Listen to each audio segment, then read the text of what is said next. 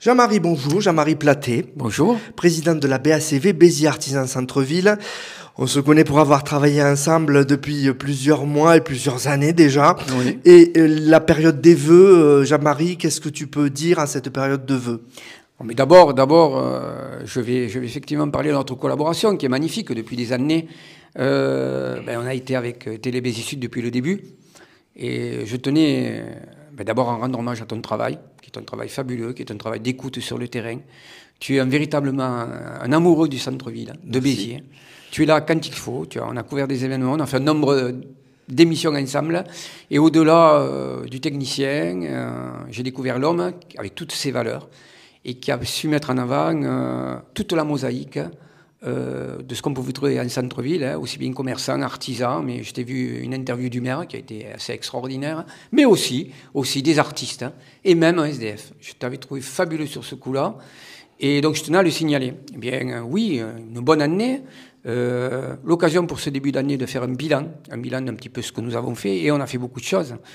Ça va du défilé que nous avons eu au niveau des mannequins, mais aussi des signatures que nous attendions énormément avec la Chambre des métiers de l'artisanat. Là, on vient de signer avec Facero. On a amené des artisans aussi à s'installer.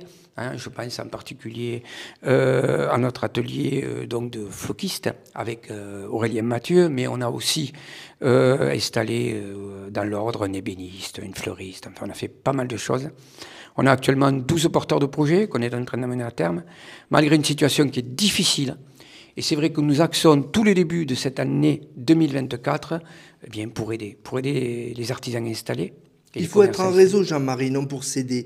Toi, tu as un réseau important, tu essaies de le mettre au service de tous tes adhérents de la BACV. C'est pas facile, mais c'est quelque chose un travail de terrain quotidien. Chacun a un morceau du puzzle pour aider les autres.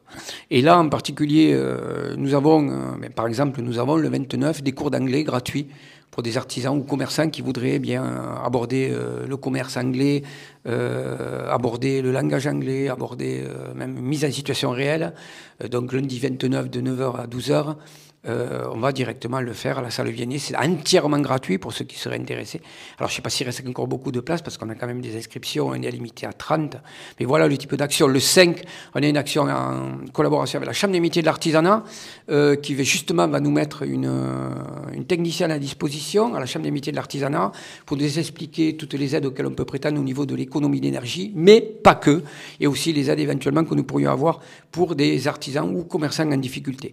Donc on est en train de travailler là-dessus, on vient de signer avec Facero, on est en train de voir aussi pour les commerces, pour la location des commerces, puisqu'on dépose le 28 une demande dans le cadre du contrat de ville pour amener à avoir les loyers de nos artisans qui s'installeraient ou des commerçants qui s'installeraient couverts à hauteur de 50% les 6 premiers mois au niveau des loyers et 25% les 6 mois qui restent. Donc on est vraiment en train de travailler là-dessus, on est en train de voir avec les banques, on est en train de voir, effectivement on a un réseau important, ça va de BGE en passant par Access, les syndicats patronaux, la CPME, le MEDEF. Il faut bien ça parce que c'est pas facile en ce moment pour les commerçants artisans. On a plus de 50 membres référents avec qui nous avons signé des conventions et il est important de mettre tout ce dispositif derrière les commerçants et artisans. C'est bien joli de faire de la publicité, c'est bien joli de dire on va faire des grandes actions communes, mais si derrière on n'a pas une base solide qui permet d'aider nos artisans le temps que la situation s'améliore, et d'après les derniers indicateurs, elle devrait commencer